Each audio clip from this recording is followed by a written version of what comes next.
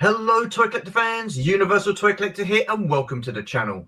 And welcome to another episode of My Collecting Life, the series where I get to speak to you, members of the toy collecting community, about your own personal collections, finding out what got you into collecting in the first place and what gives you that toy collecting buzz.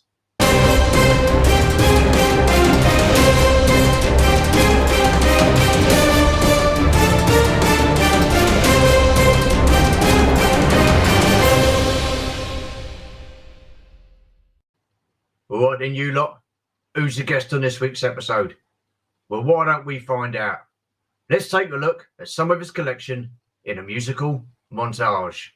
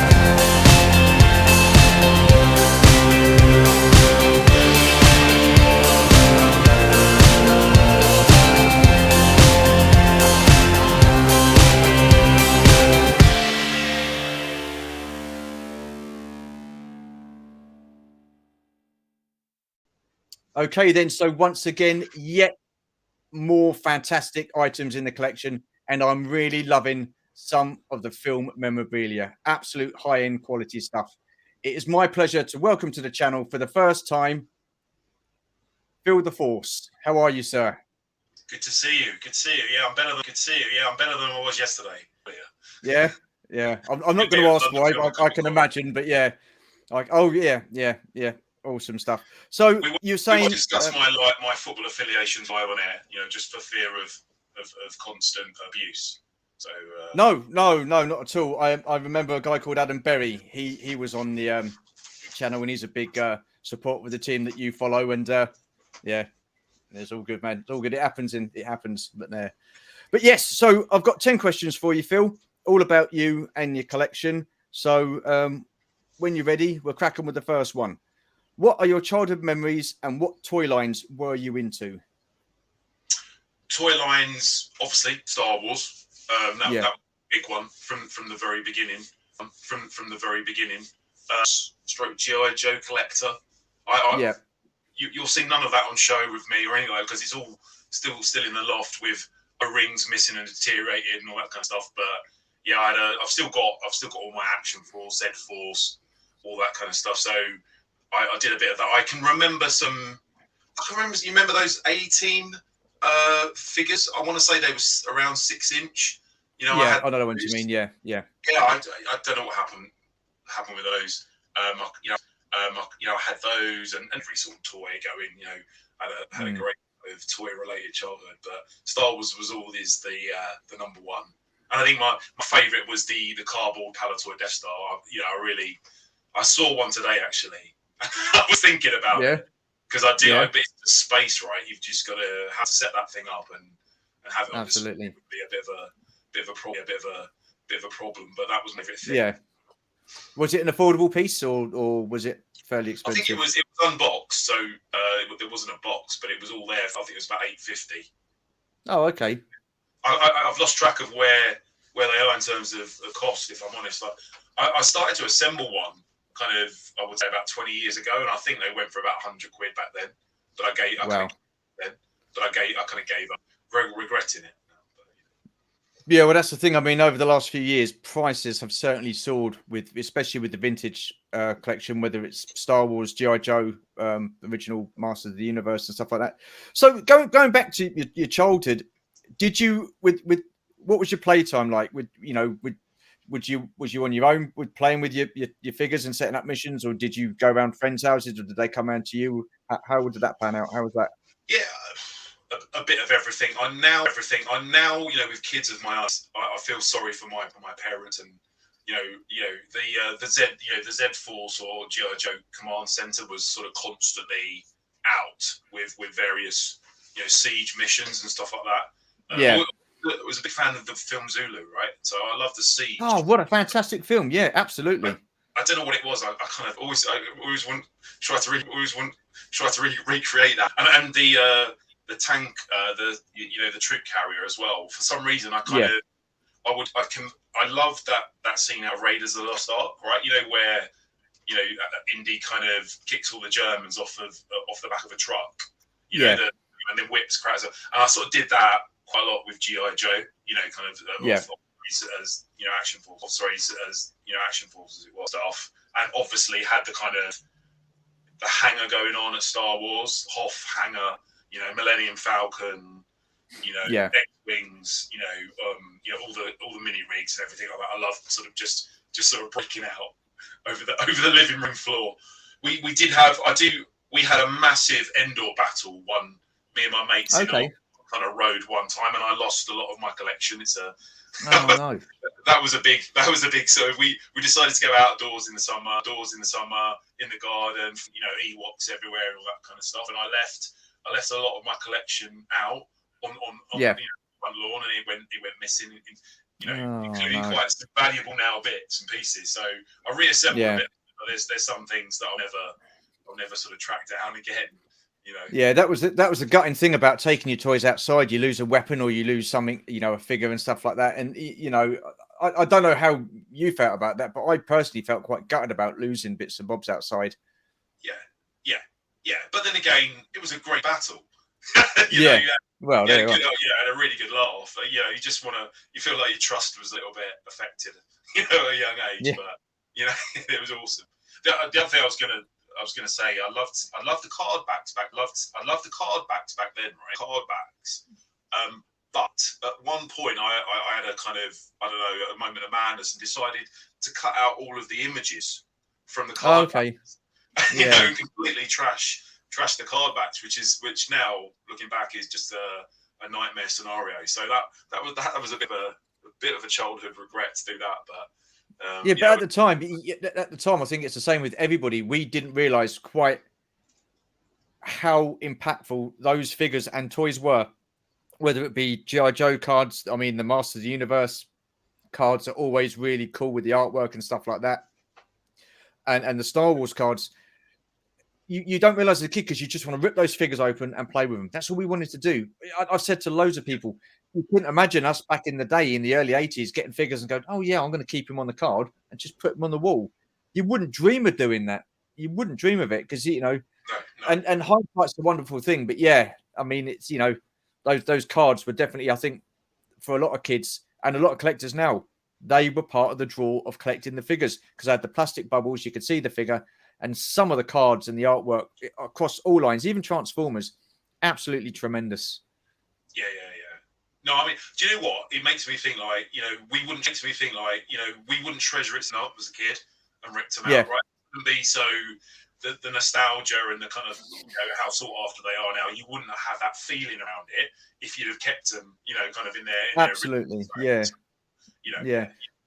So what? I made some mistakes in the 90s, in terms of from a collective perspective, but not from when I was a kid with the first Kenner toys and that kind of stuff. Yeah. So what was your first sort of like what was your first Star Wars movie that you saw? What got you into Star Wars then? My dad took me to see Star Wars. I don't know because obviously in the UK they kind of they replayed it every summer, right? So we got it in 70, didn't we? And I'm not sure whether I went to see it in 78, 79 or 80. Yeah. It was it was probably 70. I think my dad would have gone and seen it and said, I'll take you because I want you to see it. But he had I don't know if he had like one of those cine cameras. I know what you mean. Yeah. We had a spare bedroom and he set it up, and then you could buy. It was like, it wasn't the full movie of Star Wars. It was like a sort of 10-minute cut or something. Oh, okay, yeah. Or something, but it went somewhere, and endlessly he put that on for me. I'd want to see that 10 minutes. And it was probably literally the opening scene, a bit from the middle, and then the end, and they kind of pieced it all together.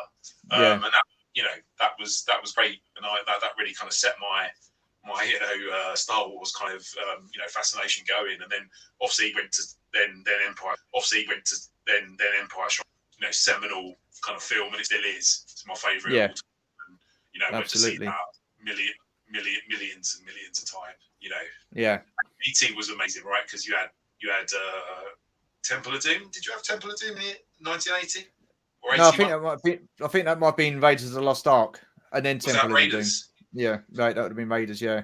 And Flash Gordon. I just Empire, Flash Gordon, and Raiders and of Doom were just endlessly going to the cinema over and over and over again. You had some great cinema back in those days, didn't you? Absolute classic films and stuff like that. Currently I'm doing a poll on my YouTube community channel, and it was the 80s versus the 90s, and none of the 90s movies got through. I mean, you got some good movies from the 90s, but none of them got through to the next round. It's like just an 80s whitewash, which but there you are. So I think I'm going to know the answer to this next question. What was your favourite toy line and why? Yeah, it was Palatoy Star Wars for sure. Yeah, the first. I was like I say, I was a big Action Force collector. So I forget the kind of history of. I think obviously Star Wars three quarters sort of kicked off the whole kind of thing. I can't quite remember when Action Force first came out. It might have been about, but I had all of the original Action Force, right? The kind of the Shadow Troopers and the kind of the Sabbath, the SAS and all that kind of stuff. Yeah. Star Wars first, and it kind of, that was a truism throughout my childhood and still is, right? Other stuff a little bit kind of. I had a few Transformers. We all did other stuff. I love playing with the Action Force, but I collected Star Wars kind of completely through from the beginning, and then as soon as it came back, I was back on it as well. In the 90s after a brief intervention. So it's interesting because I remember Action Force as a kid, and I recently had an Action Force Z Force collection, which I've passed on to a friend of mine, Scuba Pete, and I preferred the O-ring Action Force because at that time it was kind of like when I got into it, I was like you, heavily into Star Wars. I didn't have any of the GI Joe stuff apart from the Sky Striker and the Z-Force battle tank. So to me, that although I liked playing with it, it was all my friends' toys. So I never personally had it as a kid. So when I moved those SAS Force, not SAS, Z-Force figures on and stuff like that, I didn't feel too bad about it. It was kind of like, I know it's going to a good home. But yeah, I mean, like Star Wars was a major player. I mean, absolutely. I saw you had a killer wow, didn't you? Yeah, I've still got that. Yeah. Absolutely love the killer wow. When I was sort of going up in the loft and like sort of finding stuff for, to talk about killer wow again in boxed, right? Yeah. To get it out on that, but it was just too big to, kind of like move too much stuff around. I restored that. I loved that as a kid, that vehicle, and I restored that. So I got that off of eBay for about £40, and it was a shell. It was just a mess. And obviously that was in 2020. So to cure my boredom, I just wanted something to take my mind off the boredom. So over the lockdown and a few months after that, I just gradually got it together and just like polished it up and cleaned it up. And I mean, they're not original decals because some of them were pretty beat, and I made it into the Action Force one. So it's got all Action Force decals over it, and it's I love it. And it's the same with the Sky Striker. Did it float? I can't remember. I think I had it in the bath, but I can't. I remember the seal was my other really favourite toy in the bath. Q-Force, yeah. Q-Force 9 was it? I think. Yeah. It was pretty awesome with divers and stuff, and then the Krakens came. Oh, was it Q-Force? Was it part of Action Force? I can't. Well, Action Force was Q-Force, wasn't it? Because they had the full different what's-its, but I can't remember. I think it might have been Q-Force. I need to improve my Action Force GI Joe kind of. I need to buy a Kickstarter or something, get my head back into it. I was talking to Dave Tree today. I don't know if you know Dave Tree's a really big sort of Action Force aficionado. Okay. London Film Comic Con, and he was telling me stuff. I just I've literally that knowledge has just sort of disappeared from. I need to get into it and kind of understand what I used to collect. I gain my knowledge from talking to people who collect it, like G.I. Joe Berg or Dave C. straight from the pit, Scuba Pete. These guys I find are really knowledgeable, knowledgeable in that kind of area with G.I. Joe and stuff like that. So, if there's anything I need to know, I just ask them a question and they'll let us know. So I learn a lot, and I've learned a hell of a lot since 2020 about a lot of toy lines. I will hold my hands up. I'm not I don't spend hours going through the internet and looking up stuff and what have you. I get all my knowledge from speaking to people and stuff like that who know a lot. So I think it's great. I think it's really cool. Yeah, absolutely. You had that toy, and you kind of forgot the right background around it. You kind of go back in and I need to find out what variants it had, what color schemes. Yeah, absolutely. So when did you stop playing with your toys, and when did you start to become a collector? Because I guess, like most people, guys, they stop at a certain age, then they get into other things. When did you start becoming an adult, you mean? Well, this day and age, it's hard to tell, isn't it? Because, I mean, kids are growing up a lot quicker than what we ever did. So, I've always, I guess as you could say, I've never grown up in that respect. So I've always taken it out, but I've always in the 90s. So I think this is where this is going. When Power of the Force 2 came out, then I was kind of mint on card. I wanted to preserve it all and kind of keep it and then play it and that kind of stuff, and then display it and that kind of stuff. I always bought, and kind of display and stuff like that. But I think when the point is probably when Power of the Force 2, it all kind of kicked back in, and the nostalgia and all that kind of stuff. Early 90s. That kind of meant I kind of morphed in, I guess, to a collector, and then I started sort of going to sort of conventions and shows and things like that, and then I started to kind of be more interested in memorabilia or bits of memorabilia and signatures and things like that around it. But action figures kind of dragged me into the kind of everything else, basically. Yeah. So what did you make of the Power of the Force 2 line then? I was actually talking about it. So I loved it at the time. Obviously, the figures aren't. It was nice to get. It was nice to get figures that we didn't get back in the day. Like I so many Rebel Fleet Troopers. Where I'm a kind of recovering army builder. I don't have space, but I do like to buy troops. I do like troops. I do like army type stuff. And I always wanted Rebel Fleet Troopers in the original line. Though when Power of the Force 2 one came out, I bought absolutely tons of them. The brown pants version or whatever the other version was. But to be honest, I never because they didn't look really realistic. To be honest, so it was a good line. I absolutely love the freeze frame line. I really like the freeze frame. That as a pack in, I think that can't really be bettered. I think it's a bit of kind of film nostalgia memorabilia kind of wrapped into the big collecting all the freeze frames, all the variants. That was a big that probably started getting me into kind of variant and stuff like that, because the freeze frame one felt a bit different. I think by the time the freeze frame came out, I think the figures had got a lot better, because they sort of like slimlined them down a bit. When they first came out, I was like, oh god, it wasn't the Star Wars that we were used to as a kid. The card was completely different, and the figures were too bulky. It didn't stop me buying them, because, like you, it was just like, wow, this is Star Wars. We've not had it for ages, for like, I think it was about 9-10 years, maybe 11 years.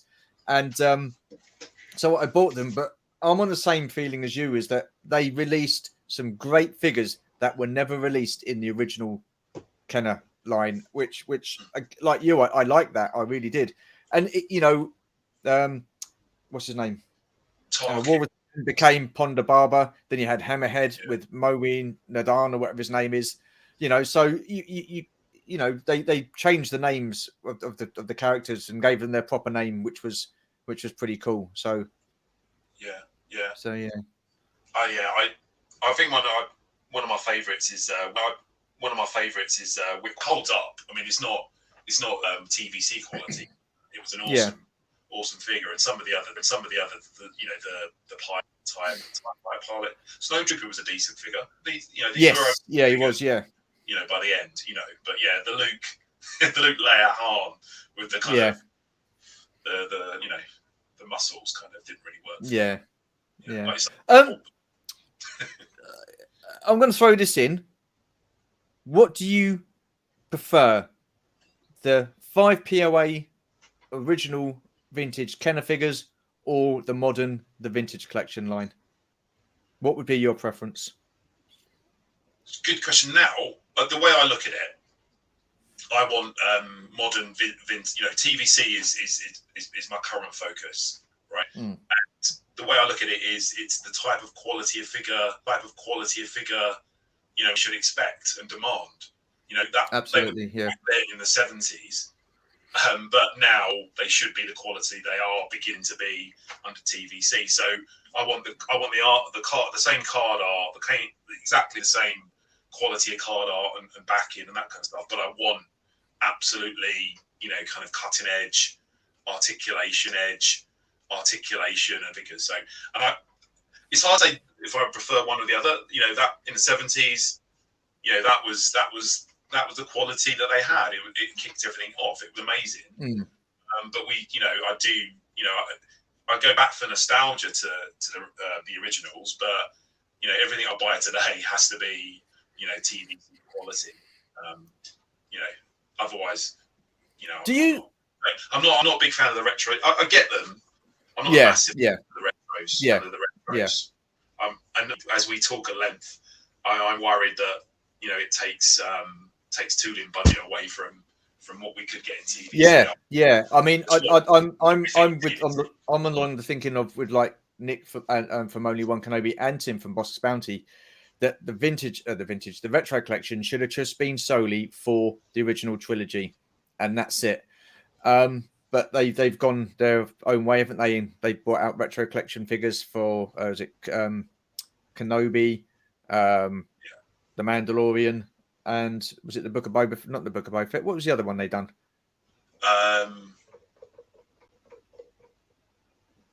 Did they do another one? I can't remember, but I personally feel they should be. They should be for. I haven't bought them all yet. I haven't bought them all yet. It's like, Yeah. you know, I'll pick them up on clearance. Yeah. But well, they're cheap now. But yeah.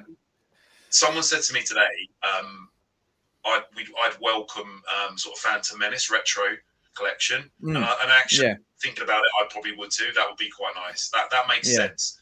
Yeah. The movie's nearly 25 years old, right? So that is retro. You know, not a show that not actually aired yet. You know, it's just about our retro collection. I probably shouldn't buy it, but I still do. Do you think, Phil, in 30, 40 years' time, with the kids today, when they get to our age that we are now, they will look back on things like Master of the Universe, Origins, Star Wars: The Vintage Collection, and look back with the same fondness and nostalgia that we did when we were kids? Or do you think do you think that's totally changed now? Do you think kids are not into toy lines, they're more into computer games and all that sort of stuff? Possibly, yeah. It's hard to know, isn't it? It definitely feels like a dwindling hobby, kind of something the kids don't do so much of. But through his dad, right? He's into kind of like the figures. He's 5. He loves 6-inch actually, which is a bit of a problem. But we buy it.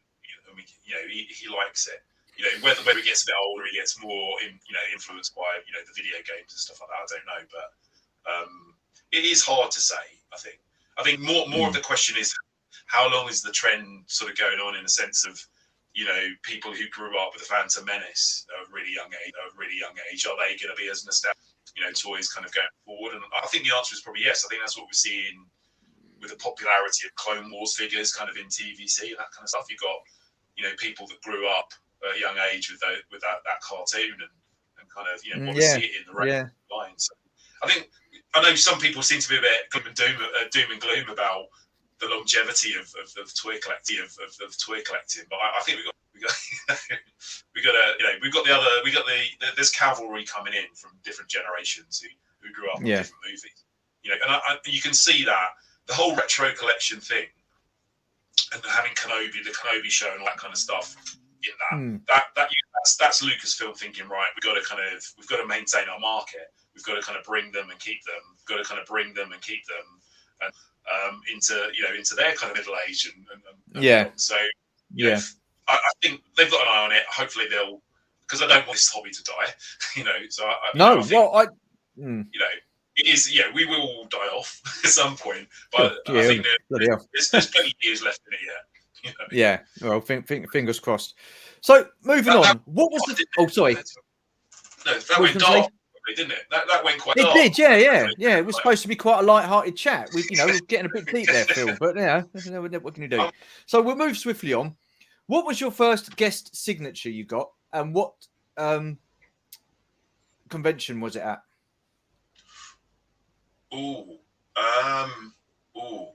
Good question.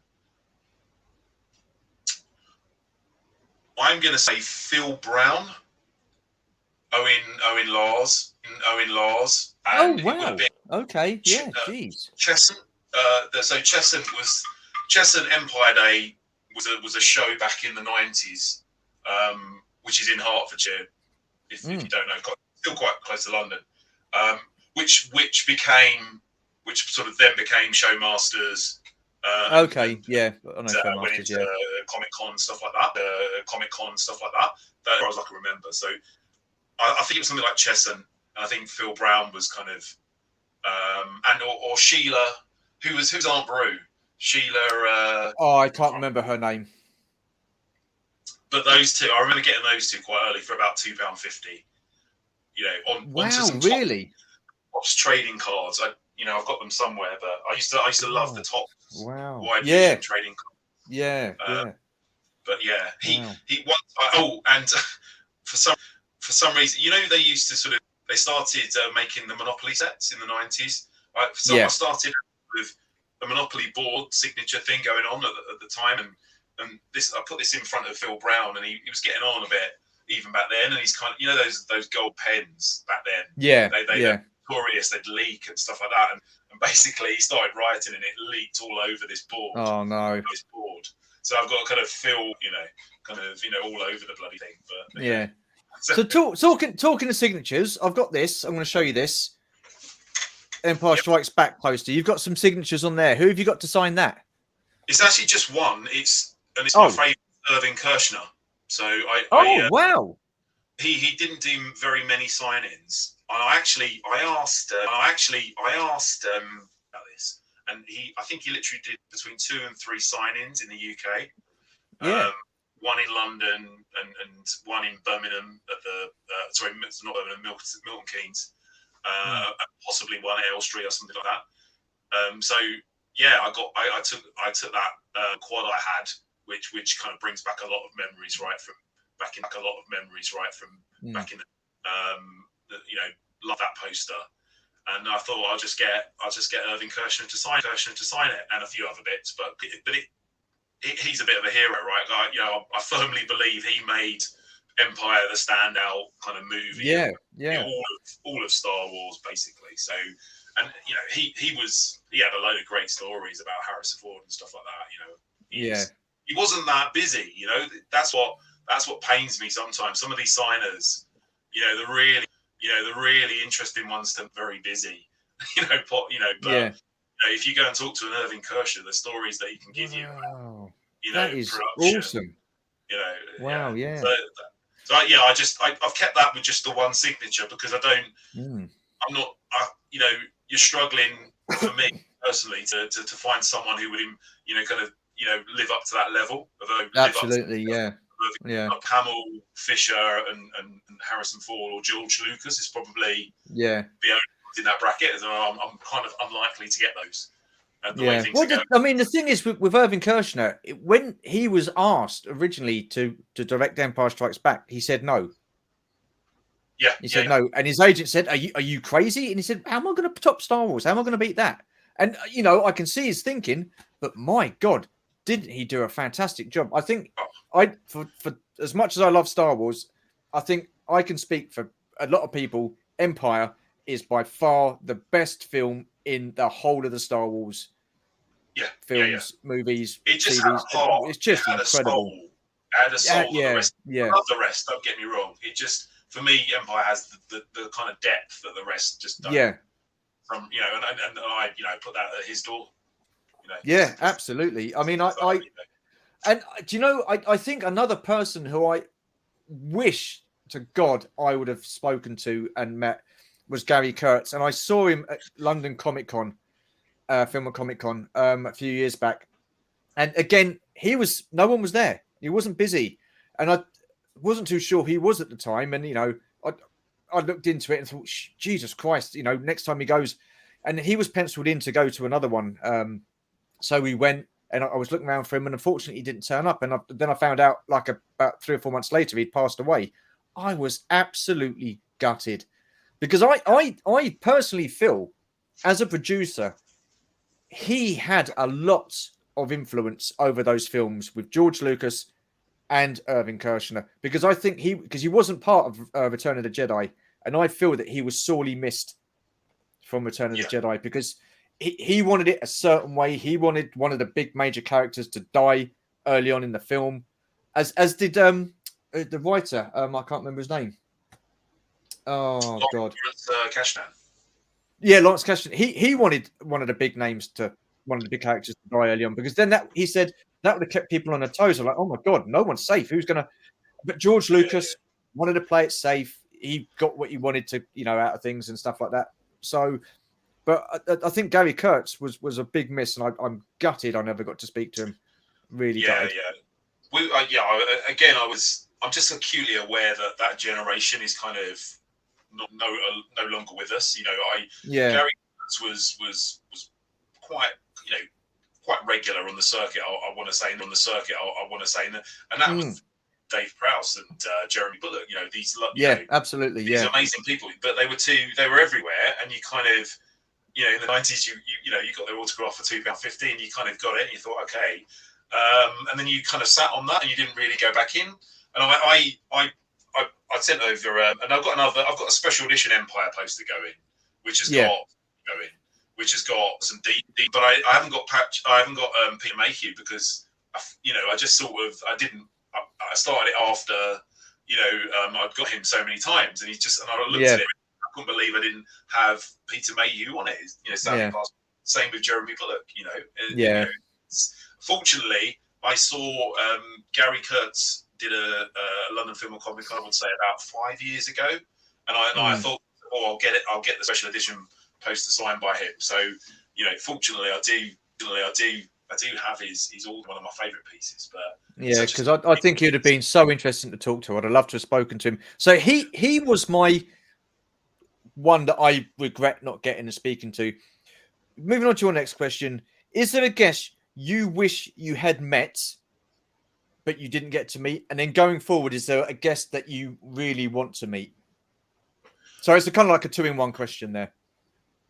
I've got one massive regret. I don't know if it qualifies because there's never any guarantees here, right? But I had the opportunity to try and go and have a chat with George Lucas at the episode 3 premiere, and because I got Rick McCollum invited me along, and why don't you come and say hello? Because it was all sectioned off and that kind of thing, and I basically I bottled it. You're a little bit like, like I say, there's no guarantees, but looking back, you should really move heaven and earth to go and talk to one of your despite what we've just said about George Lucas, he is a hero still. Oh, absolutely, But I've got a picture of him walking up the kind of the Empire Leicester Square. You sort of walking up the internal staircase, and then they kind of walked off into a sort of separate bit. And then I said hello to Rick. Rick McCollum's a lovely guy, by the way. He's sort of not enough.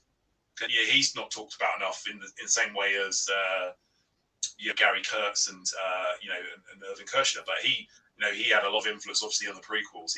He's a really nice guy, really nice guy. I should have basically said, can you introduce me to George? Would you mind, can you accompany over or something like that? So that's a massive regret. Right. Listen, you asked me before we went on air, can we swear? So personally, that for me, I would have said, Phil, you've dropped a fucking clanger there, mate. Oh no, it was absolutely. But do you know what? It's funny because I went to another Comic Con. It was at where is it? Oh, bloody hell. Not the O2, the other one in Canary Wharf down that way. The one where Celebration is. What's that called? Oh, Excel, yeah. Excel, yeah, I went there. Yeah. And Leonard Nimoy was there. Leonard Nimoy. Cool. And I at the time, I was like a big Star Trek fan. I was really enjoying Star Trek fan. I mean, it's always Star Wars over Star Trek, but I like Star Trek. And Leonard Nimoy was there. And I looked at his price and I thought, I'm not paying £80 for that. Yeah. £80, I would be handing that over right now. Yeah. Compared to the prices now, £80 isn't a bad. That was a bargain. Yeah. Absolute we bargain. Before about Hamill, haven't we? You were fortunate enough to meet him in 2016. In 2016. Yeah, 2016. So I not bottled it. I couldn't. I didn't want to queue.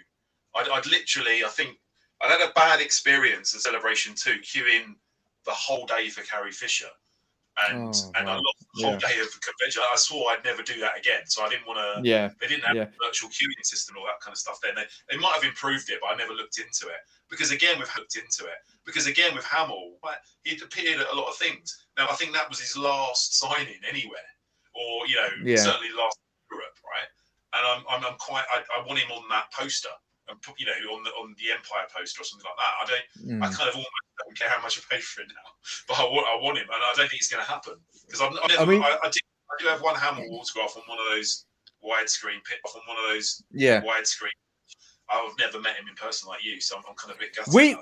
We were fortunate. We didn't wait too long. We got to, I think there was a couple in front of us, and then they stopped, and we could see him, and they stopped the queue because he was going for his photo shoots.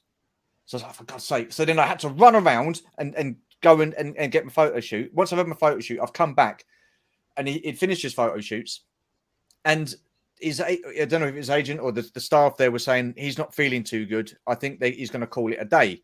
And we were like, oh, we're so close. We're second in the queue. And luckily for us, he came back in, and everybody's applauding him, and he's like, "Oh, stop it!" So we just said thank you so much for, and he said, "No, it's fine." And and I said to him when I said, "This really means a lot. It means a lot."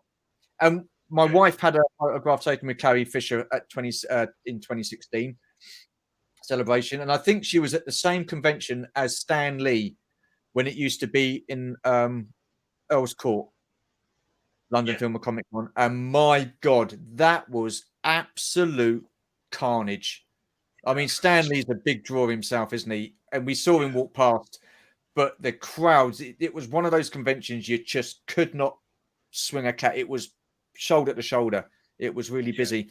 And talking about conventions, is there a convention that you would most like to go to anywhere around the world? Yeah, I mean, I would love to at some point go to San Diego. That's on my list. I'm a little bit. I'm eyeing up. When's the World Cup there? That would be amazing, right? To do kind of. That would be. Oh God. World Cup. I don't know actually. All down America from Canada and through there, driving through down to LA, down to San Diego, to Mexico. That would be. I'm kind of semi-planning in my head. But if I don't get any World Cup tickets, I've never been to a World Cup. It's not really, I've never kind of applied. But I'm going to try and apply for that one. But if not, then I'll just sort of at some point go, just sort of go to the show. I think. Go to the show. I think. I've always had that kind of stuff. Wish it was at San Diego Comic Con 2010, right? That would have been. Yeah. That would have been good. So it's the San Diego Comic Con itself. It doesn't have to be like a celebration in San Diego. It's the San Diego Comic Con. Yeah. But that's awesome. Awesome. Yeah, I mean, they certainly know how to put a show on over there, don't they? With the bits and bobs. How it's it's not what it used to be, all that kind of stuff. But I can't attest to that because I've never been. So yeah. We'll let you know if Absolutely. Moving on, do you have a Grail piece in your not in your collection because you haven't got it yet? Is there a Grail piece rather that you would like in your collection above anything else? At the moment, I'm on the search for a Luke Farmboy. Yeah, that's kind of. I should have picked one of them. Preferably a Palatoy. I haven't got any Palatoy in my sort of 12-pack range, so I think that's my next one because they are going astronomical, And if you're ever gonna nab one, it's kind of now. But it's getting ridiculous. It really is. But it is a ridiculous amount of money. That would be Yeah, I mean, I've always said that my Grail piece for Star Wars would be the Droids boxed A-Wing fighter, but I've got a couple of pictures here that I want to get up for your collection. The Princess Leia from the vintage collection. Now, I've been chatting to a guy. You might know him, Darth, was he? Yeah. And he's saying that he can get like from dealers in Canada and stuff like that. At the moment, it's not a good time for me to spend that kind of money because I mean they're still fairly expensive. But talk us through these. Yeah, I mean, this is probably my favourite TVC. Figure because for all the things we said before, we never had it back in the day. It kind of it's the perfect image. There's only one other a Leia slave, kind of might be better, but this is pretty damn brilliant. It's a rare figure. They're never going to make it again. And I just love the variants. Originally I got the Canadian. It was quite easy to get back in the day in 2010, whether it was 2011. And then I picked up the US version again at retail. I didn't have the returns. The revenge kind of sat with me for like a decade. I've only fairly recently picked up the returns. One literally this kind of this month I picked up the Canadian return, which eluded me for some time. I would like to convert it to an unpunched. because it's punched. But I was pleased to get it, and and kind of work from there. Do you have the deleted scene layer? I do, yeah, Sandstorm layer. So it's basically the same figure, isn't it? But she's just got like a robe or cloak over and something like that. Yeah. $7.99 from Sainsbury's is 3 for 2. I remember it well. Sorry, what was the deleted scene one? Yeah. All of that wave related to the Blu-ray release was available in supermarkets. And when was this? I always I forget the kind of the dates for TVC. 2011 was it? 2012? I can't remember. I think it was 2012 when they started. But oh god, I'm kicking myself. I knew the vintage collection was a thing because I got myself a Darth Maul from the Phantom Menace, and he was one of my favourite characters. And I mean, I'm lucky enough to have met Ray Park, and I think he's an absolute top quality guy. So I got myself a Darth Maul on the vintage collection. Oh, I wish again that I would have sort of dug deeper and gone into the vintage collection more and got more of the, because like you say, I mean, that they were in the shop for silly money, and now look at them, 10 years later, 11 years later, it's just crazy prices. The variants are costing me because back in the day I was I'll pick them up at retail. I love them. I'll whatever I can get I will pick up, and I did. I was the first day they came out. I was down to Toys R Us. So, it was a sort of dream product. I loved the VOTC range. I was gutted when they still sort of stopped making those, but this was even better. But the big one I remember, and it cost me dearly. So you're speaking. You're not alone in this, Stu. I think it was at Collect. Well, you could pick up the Canadian Yoda for I remember turning my nose up at it at 25 quid. I remember I said, I'm not going to pay that. It's like the retail is $7.99, $9.99. I'm not going to pay that. They're reissuing whatever, and that was a massive. And I remember a couple of years later turning it down again, and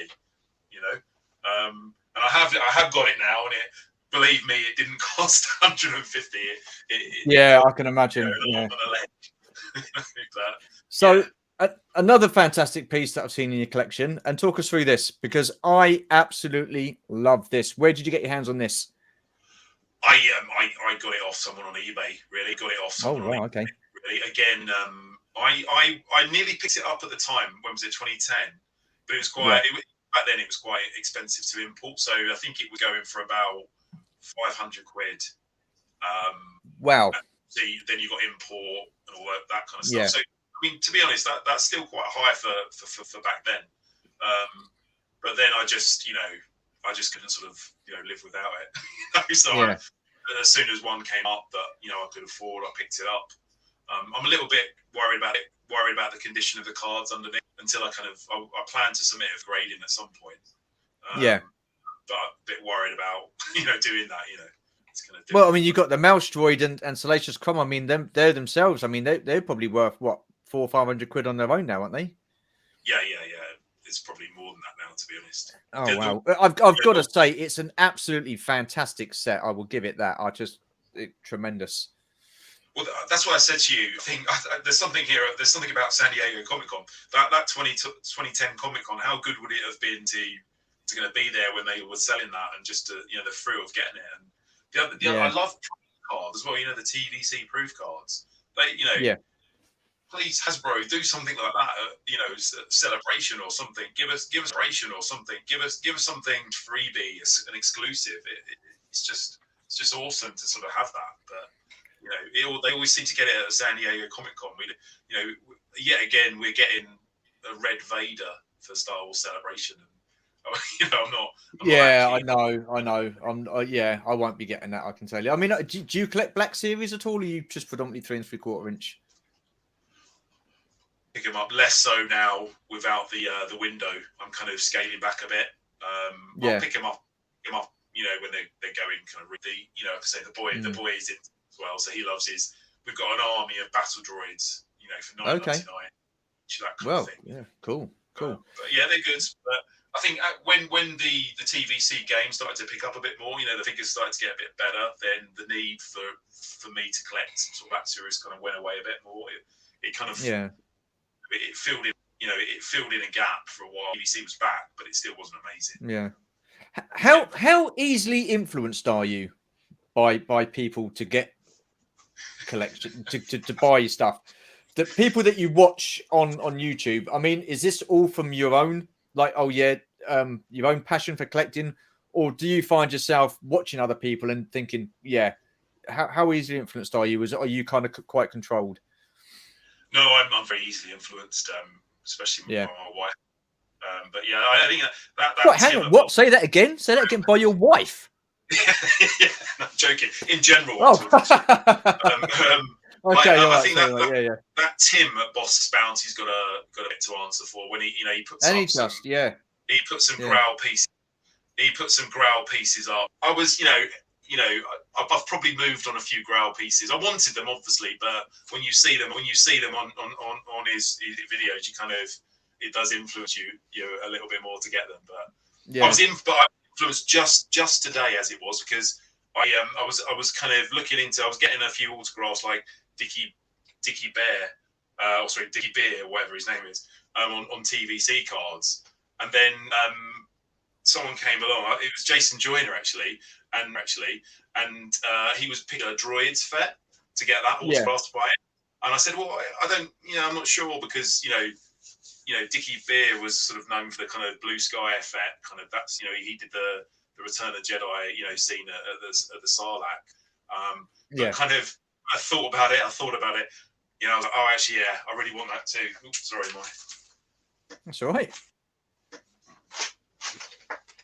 So, can you still hear me? Yeah.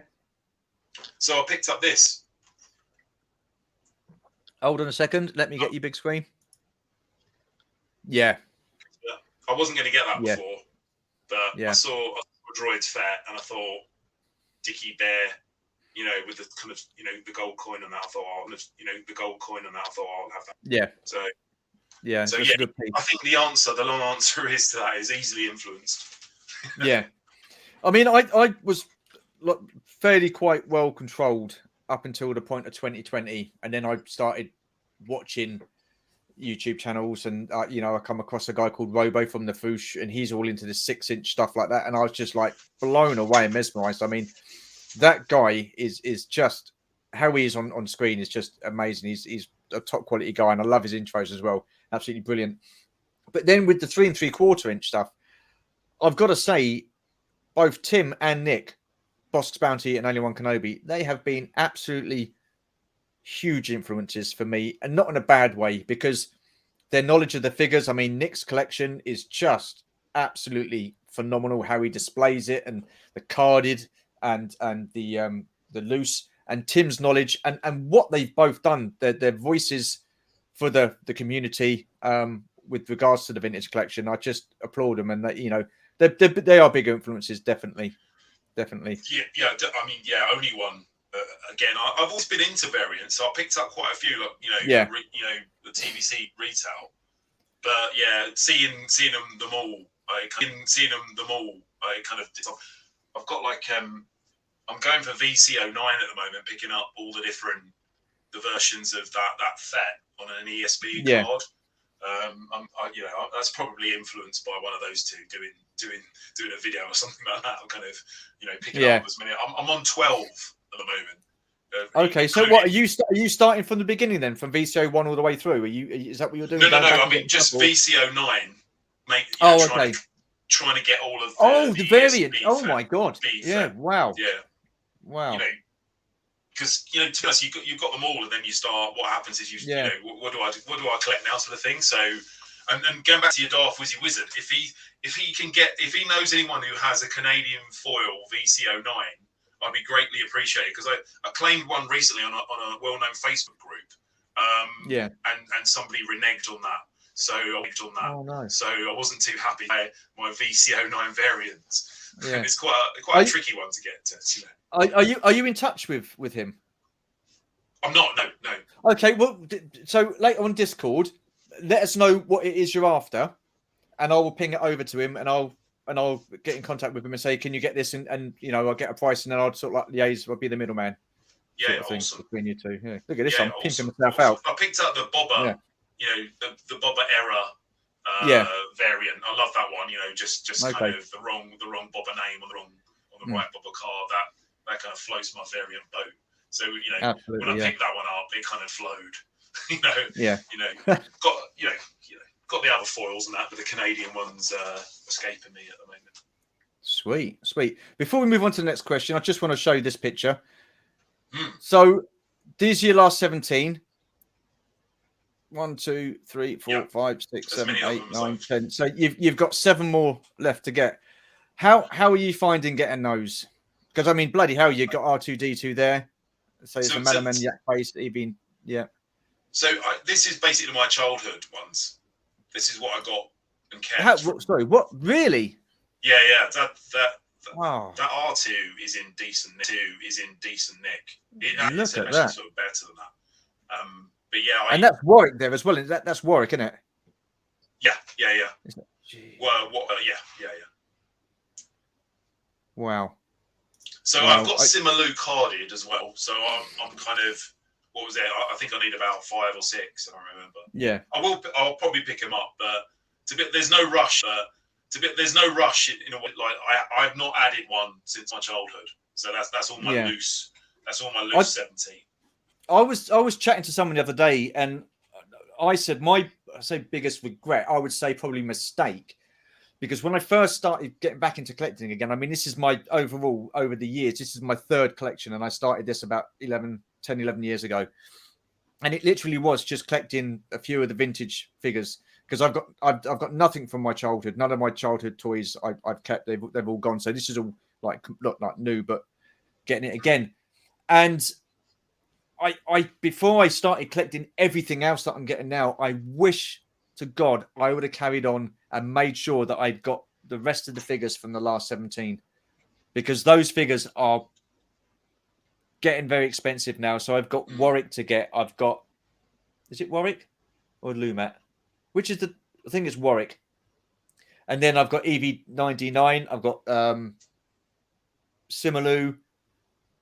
Who else am I missing? Barada.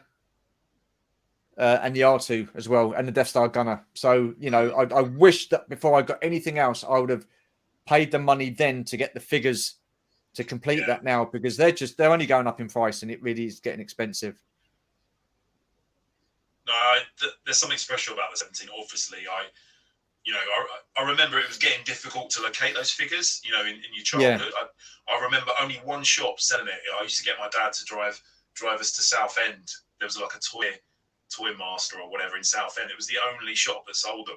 So it had a special memory for me picking them up. Yeah. You know, we probably went to Southend too many times just because I wanted to go to that Toy Master and pick them up. But you know, the R2 is going back to Growl and R2 carded at some point. Try logo pop up. And I do the Luke is special to me as well. And, you know, I picked up the kind of tri-logo Luke kind of a while back. Yeah, look at that! Wow, decent version. Could have done better, very good. Could have done better, but that was special to me. When I saw that figure in the shop right as a kid, you know, it was just like a dream come true, right? You know, the stormtrooper outfit, you know, the coolest figure, but with Luke in it as a you know, in disguise. I just thought, you know. Wow, they're really sort of seen into my heart. But before we move on, where do you stand with like Stan Solo and his figures? I don't get them. I'm tempted. I must admit, certainly with some of the I've seen some of the Slade Leas that I thought were really good. I was tempted to add a few of those variants. But I think against them at all. I think they're really great. They're amazing. I saw today on one of the Facebook groups, somebody's made some mock-up cards with, you know, all the guests that are signing at Celebration, and they looked amazing. They look really. I was thinking about picking them up to get some of those signed, and then I remembered how much it's going to cost to get those signatures, and I kind of thought, maybe not. But that's the actual. the actual product was amazing. So yeah, I mean, Mm. fans, the skill of it all is just sort of Oh yeah, jaw dropping. absolutely, absolutely. Right, 2 questions left. So, what I'm going to ask you this question because it's not just toys that you collect. So I'm going to ask you, what gives you that collecting buzz? Because I know you collect a lot of memorabilia as well, so it's not just toys that you collect. So what gives you that collecting buzz? I think seeing a figure that's amazing in terms of articulation and how you expect figures to be. When I saw that the new Admiral Gear and TVC kind of coming out, Yeah. that kind of them to kind of push out the boat on that Imperial officer that I've wanted for a long time, kind of it really gets the juices going. The speeder bike as well. When I saw that one of the last, I think it's London MCM Comic Con, that was amazing to see that. That for them to produce kind of figures that how they should be now. That really gets you buzzing, and it kind of probably makes me open my wallet on other stuff that I want, if you know what I mean, that I haven't got, kind of vintage stuff and that. So that keeps the buzz. Crap stuff, repaints, reissues, that probably has the negative impact. That turns me off. Then I'll probably buy less, in the kind of whole month and stuff like that. When I don't think they're kind of really kind of putting it all in, or they're just putting the kind of budget in front of the collectors. The live streams are really just sometimes the live streams either get you, make you absolutely massively depressed, or they kind of get you really, really kind of up for it. There's no kind of happy medium. When you say about repaints and stuff like that, you mean like the clone figures that they're doing, all the ARC troopers and things like that? Yeah. I mean, not repaints. I'm not particularly happy with that one. But people do like it, don't you? You can't knock that. I think lazy reissues where they should be changing the kind of logo, right, from Expanded Universe to whatever game the figure originally came from. The incremental cost for them to update that logo is unbelievably lazy. And the answer I was given by the brand team on that was that the collectors who then have to fork out for the old version with a new logo will be annoyed, and that just makes no sense because most of the anyone who's got that recently has had to pay through the nose. Anyone who owned it originally knows the value of it now. So for them to have to pick up a $15 whatever £15 figure now with a different logo, they're going to be happy to do that. The value of their previous one. So to me, if you change, update the figure, you update the logo, you update something significant, it's a new product. You should be doing that, and they shouldn't be so lazy to kind of just chuck things back out. How do you feel about the re-releases that they've got? I mean, I can remember looking on internet and bloody hell, look at me, on eBay, should I say? And there was an Ahsoka. I can't remember which number it was. It was from Wave 1, and she was going for £600. £600. I mean, a lot of money. And it's not like what you call a vintage figure from Kenner, is it? It's not like a vintage Kenner figure on a card. It was a modern day figure going for £600. Well, that was the asking price anyway. And so these figures do, at the time, command quite a bit of money. But then you get the re-releases. So that re-release of Ahsoka came out, I think it was last year or the year before. And that's got to have an effect on the price of the original one. Surely the value of the original one. It definitely has an impact, right? And shout out to the Action Figure Grader. I absolutely love his channel. I love his economic impact. I love that. I'm addicted to his TVC market updates. But I think it has an initial downward trend. But I can see it all bouncing back up. If I'm honest, I think Ashoka's going back. The original Ashoka, I think it's back on course for sort of $400, $500. I think my point in all this is that enthusiasts will pay that money. They're driving the high end prices of this. A reissue for a completely different market. So don't sort of affect that market, Hasbro. It's you're sort of you're dabbling in things you kind of shouldn't really. I know it's their brand and they've paid for it, but just put out a figure and make it different.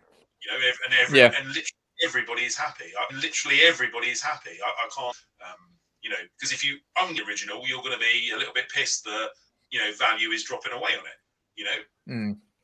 Yeah, but I'm really happy that they're putting out stuff like Wickway in a way, because I want it loose for my barge and stuff like that. But, yeah. Like I said, don't be lazy about Hasbro. But it's fun as well with the kind of variant hunting. It's increasingly there's kind of variants now with the reissues, and I think, to be honest, some of them.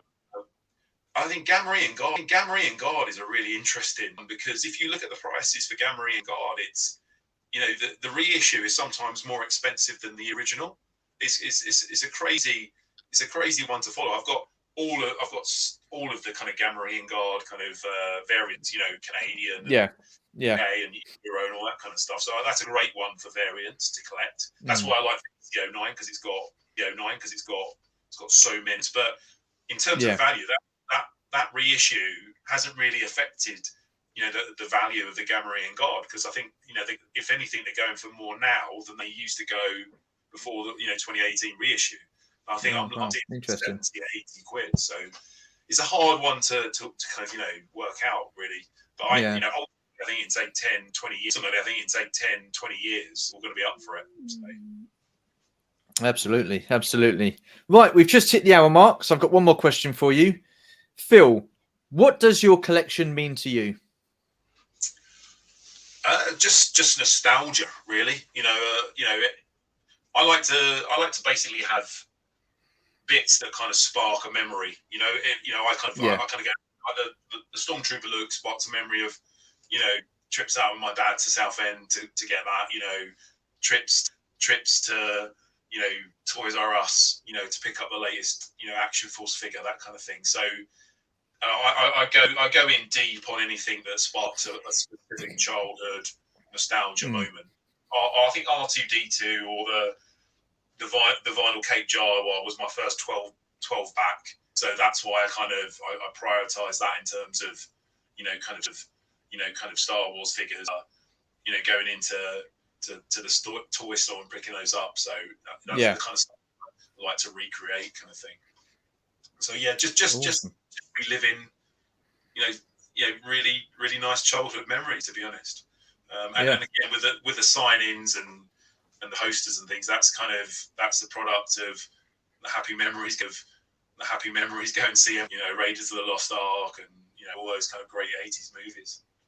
Absolutely. I mean, for me, it was a fantastic era, definitely, the 80s, and I think a lot of people our age would sort of like say the same thing, but with the toy lines we had at the time and the films that were coming out at the time, it's just good days, happy days. And I'm with you, it's just all about the nostalgia buzz for me. Just looking back at the stuff that I've got now, reminding me of my childhood. Yes, I do like the modern day figures, because I can appreciate the craftsmanship and the articulation and stuff like that. And awesome times. I watched your, I loved your Sky Striker kind of video, because you could hear, see the joy, of you opening that up. And, listen, you could hear it. It was pure nostalgia, and I'm not one of these. I'm not one of these to hate. I don't hate anything. I think hate is a strong word. I'm not a hater. Yes, there's things that I don't like. There's certain things that Hasbro have done that I do like. There's certain things that Hasbro have done that I don't like. I think every company now, with regards to quality, I think everyone's had quality issues. The plastics are different to what we used now to what we used back, or what they used back then. And I think everybody from that era, our era, I think the expectations are so high. And look, you pay that kind of money and you expect quality. And I get the reason why people bitch and moan or aren't happy with certain things. There's some people out there that think the collection is just for them. It's, Hasbro should be making things specifically for them. It doesn't work like that. They're a business. their focal and main point is to make money and make a profit. Now, and it's the same for any business. I don't want to get too deep into it, but yeah, I was happy with that Sky You can Striker. put your Yes, all into something, right? You can do your work really well. oh You yeah, can put yeah, passion into it, right? So yeah. There's no excuse for poor quality. I get that, and if you're like I say, if you're paying the money for that Sky Striker and you're having the issues and stuff like that, then I totally get it. I mean, I was fairly lucky. I don't have that much of a big deal when it comes to the droppage of the front landing gear. It's just a it's just a fraction. I just pull the lever at the back and it just goes back up again. Yes, I didn't get the, I had a default weapon or defunct weapon for Scarlet, but then I'm keeping on the card. So, that's not going to be an issue for me. And I was lucky enough to have a Cobra Commander with, his two correct arms and stuff like that. And I know people out there didn't have that issue. And I get that. I get their frustration. But if someone's happy with something, you can't bemoan at those people if they've not had the same issues as you. Yes, I sympathize and feel for those people. Absolutely. And yes, they've got a right to voice their opinions and stuff like that. But, this isn't me bigging Hasbro up because there's a lot of things that they've done that I don't agree with and I don't like going plastic free. I don't agree with that. Yes, we want to look after the world and blah, blah, blah. I get that. But is that going to make that much of a difference? yeah, I don't know. I try not to get political about stuff, and you know what I mean. Before we get on, we haven't talked about the modern GI Joe. I am really into the GI Joe Classified 6 because this is my latest one. These really give a nostalgia buzz.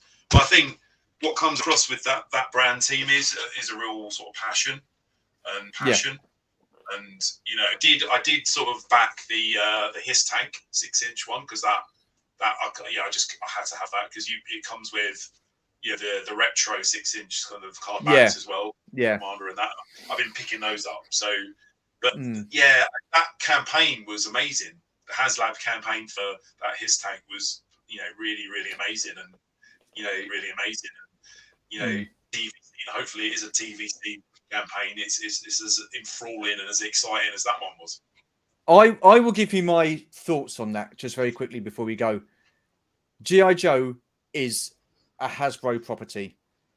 They have the free reign to do what they want and how they want. They don't have any restrictions. Whereas Star Wars, you've got to go through Lucasfilm, and most importantly, you've got to go through Disney, who now own Star Wars.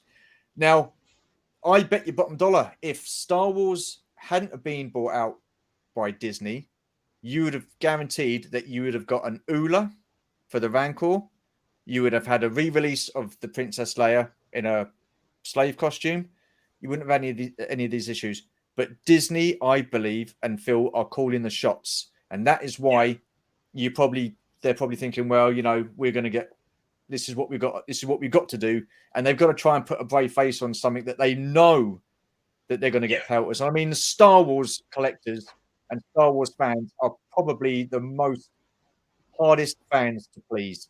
They really are, and they must dread every time they go on a live stream and show a new product. They're going to get absolute pelters from a set. I mean, shit, if that was me, I wouldn't be keen. I wouldn't be like, half-hearted attempt, we get moaned at. Do you know what I mean? So, at this point, you wonder why they bother. Because if they're doing a live stream on repaints, it's probably not really going to have the desired effect of the promotion effect. I think you're spot on. I think also Lucasfilm. I think that's why we don't get figures when stuff comes out, right?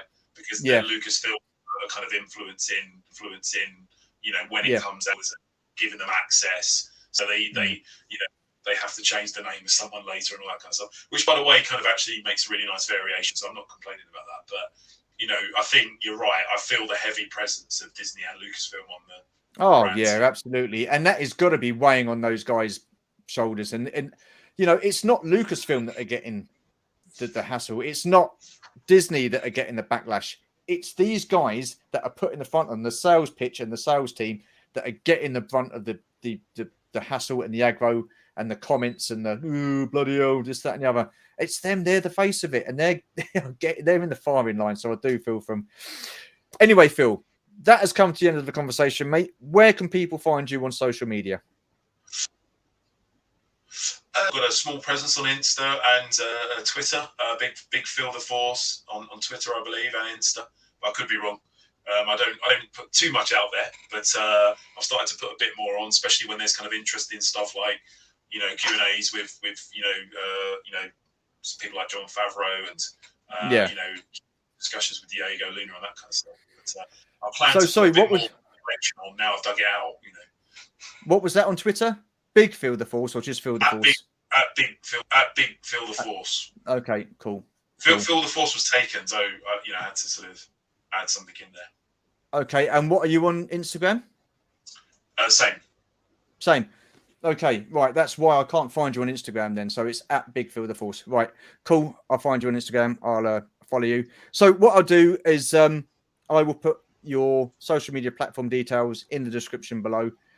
I just want to say it's been an absolute pleasure talking to you, mate. I know we've spoken face to face at Echo, but this has just been quality. Finding out more about you and your collection, absolutely amazing.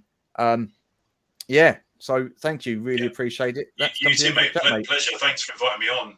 No, it's awesome. Good to chat. I'm sure we'll be catching up, kind of, moving forward, especially at celebration and stuff like that. Absolutely. No worries there. So everybody, this has been Philtheforce. Absolute star. What a fantastic conversation. Just want to say thank you guys for watching, and we shall speak to you soon and see you in the next one. Take care for now, and bye-bye.